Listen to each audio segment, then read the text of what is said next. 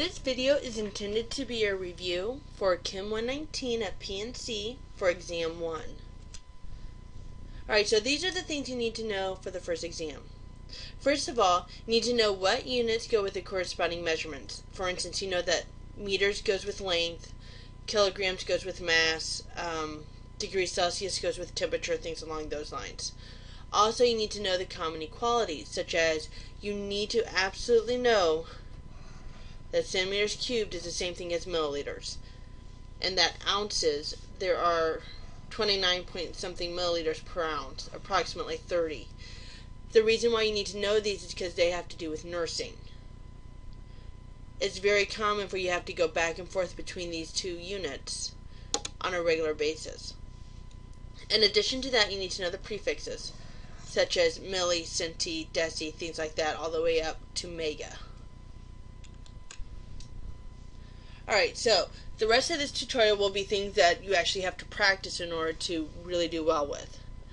Make sure you are able to do conversions given the conversion factor. For instance, how many seconds are in a day? That should be something you know at the top of your head. So in one day, we know that there's 24 hours in one day. We know there's 60 minutes in 1 hour, and we know there's 60 seconds in 1 minute. So we can use this information for the conversion factor itself. So what you always want to do is put the number you're converting over 1. That's going to be the starting point, because that'll be turning it into a fraction. We have days on top, so that means you want to put days on the bottom of the next bracket. Look up here in our conversion factors and find the word day. It's right here. In one day, there are 24 hours. Notice I'm focusing on the units first and then the numbers. So, days cancel out, and we're left over with hours on top. Whatever's on top needs to be put on the bottom of the next bracket. Now let's look at our conversion factors again and find hours. It's right here. So in 1 hour, that is equal to 60 minutes. Whatever it's equal to goes on the opposite side of the bracket. So the hours cancel now, and now we have minutes on top. We're not where we want to be yet. We have to go down to seconds. So minutes. It helps if you actually cross it out as you're using it, because then you won't get distracted by it in the future. So in 1 minute, there are 60 seconds. So notice that what we're essentially doing is multiplying fractions. This fraction times this fraction times this fraction times this fraction. If you want to do it the easy way and put it all into your calculator, you multiply the top and then you divide by the bottom. So 1 times 24 times 60 times 60, divide by 1, divide by 1, divide by 1, divide by 1. That comes out to be 86,400 seconds. Let's try another one. This is a little bit more complicated. 5 feet, 6 inches. Now notice that you'll have if you look on Blackboard, you'll notice that a link that says the periodic table. You'll notice what's given to you on the back of the periodic table on every single exam. And amongst those, you will see 12 inches is equal to 1 foot. You'll also see 2.54 centimeters is equal to 1 inch. So there's our two conversion factors. Let's convert the feet to the inches first. So 5 feet, put the number we're trying to convert over 1. We have feet on the top of the bracket, which means we need to put feet on the bottom of the next. I put the unit first, and then I write the number, and that is equal to 12 inches. So that'll be on the top. That comes out to be 60 inches. Now I have 5 feet 6 inches, so I want to add the 6 inches here.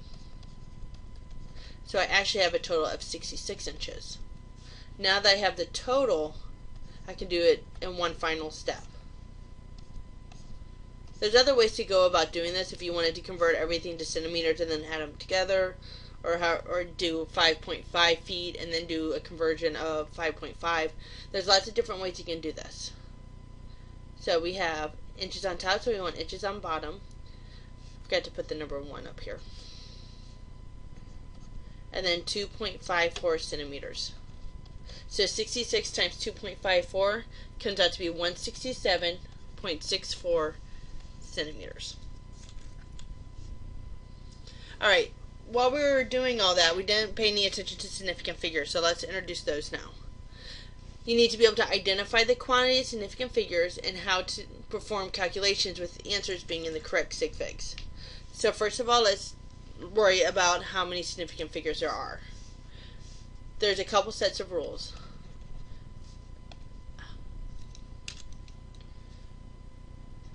Trailing zeros and leading zeros. Leading zeros never count, ever, towards significant figures. Trailing zeros with a decimal, they are significant. Without a decimal, they are not.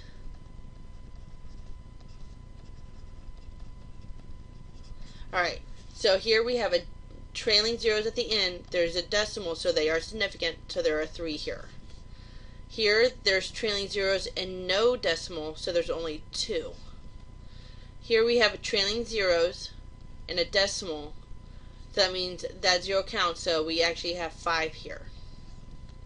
24 eggs. You can't have part of an egg. You can't have 24.5 eggs. So this is actually infinite. When you're counting something, it's an infinite amount of significant figures. These are called leading zeros. They never count, so we only have 2 sig figs here.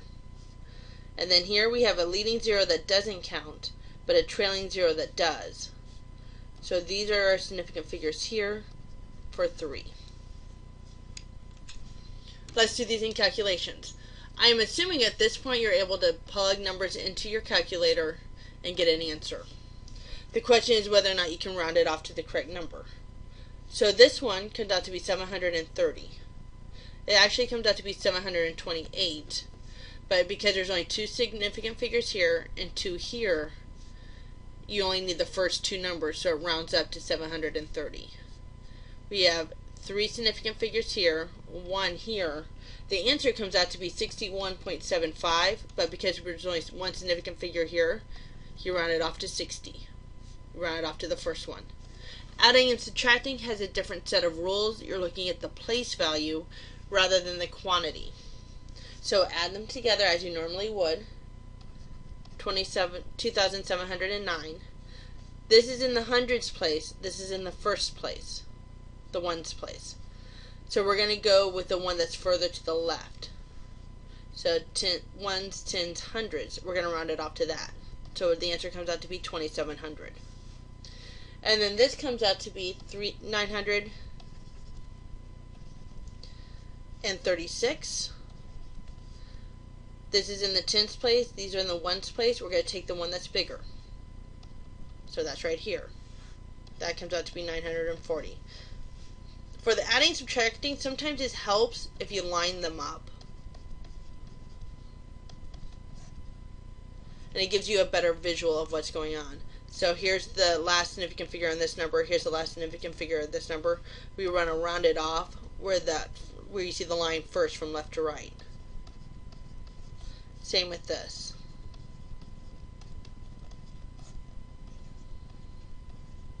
This is the last significant figure. This is the last significant figure. So we're going to round it off to 940.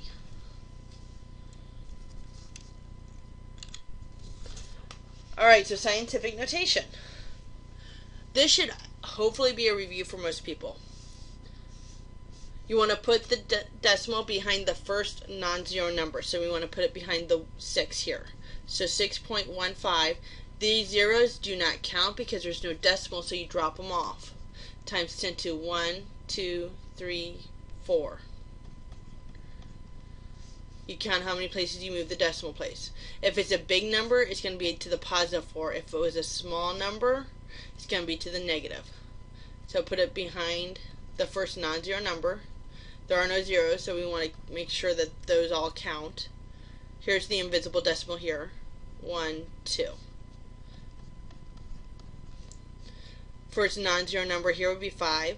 So 5.68 times 10.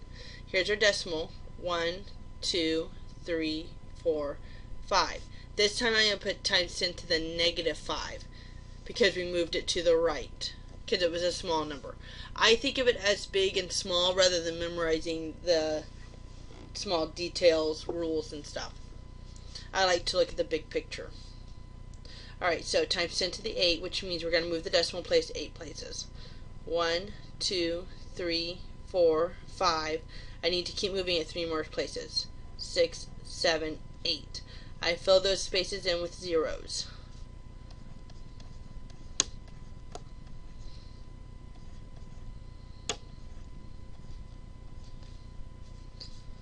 Alright, times 10 to the 2.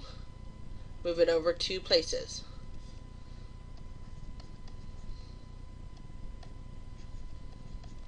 Times 10 to the negative 4. Because it's negative, I'm going to be moving it to the left, making the number smaller. Fill those spaces in with zeros.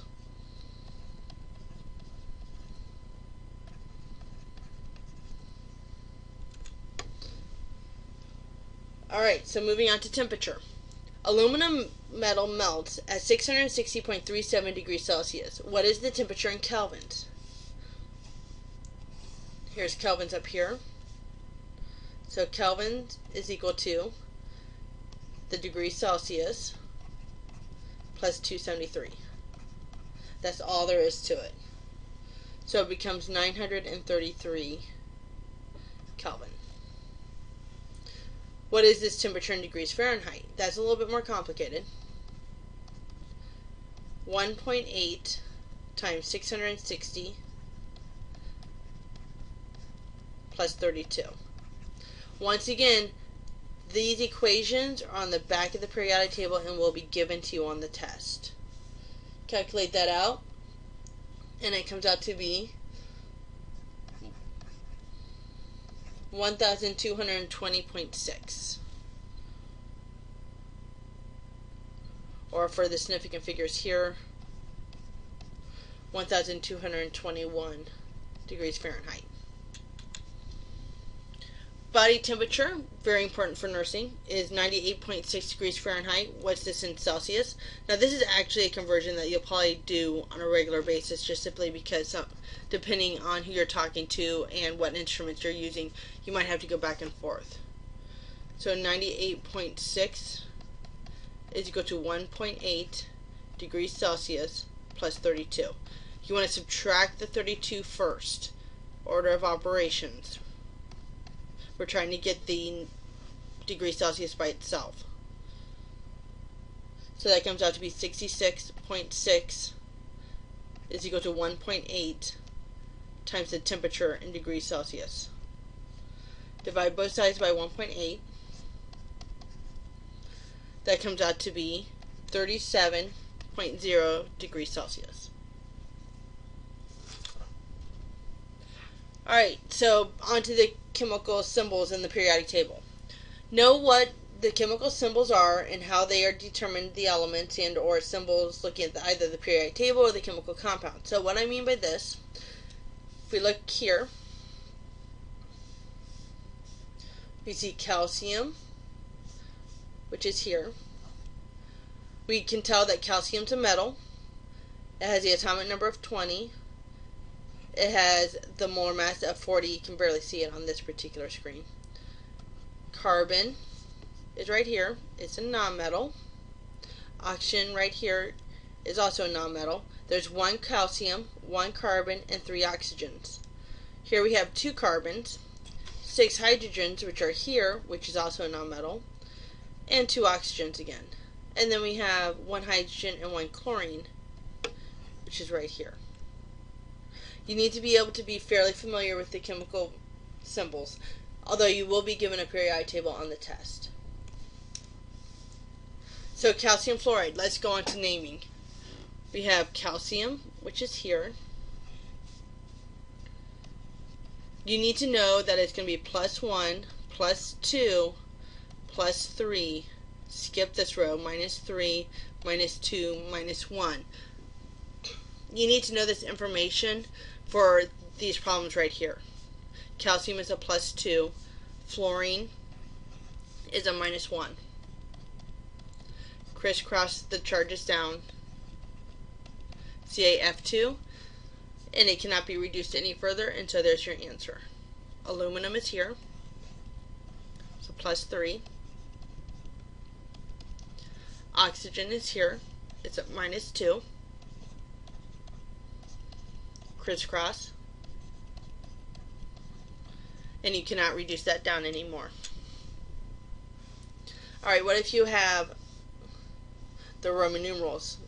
Those are in this section. Copper is here. This 2 is the charge. It doesn't tell you how many coppers you have, it tells you what the charge is. Nitrogen is here.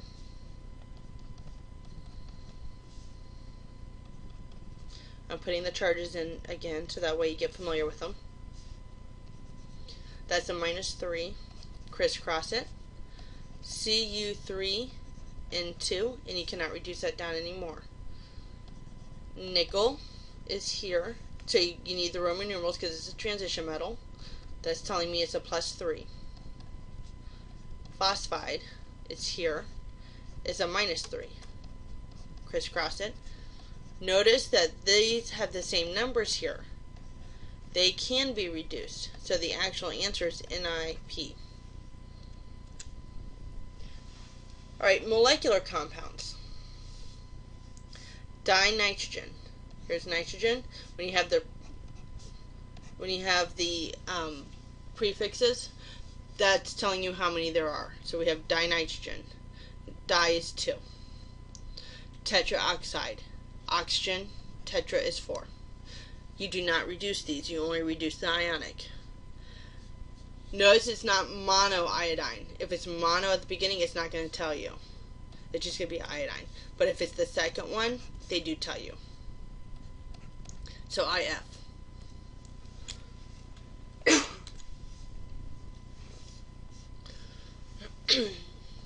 Boron is here. It's a nonmetal.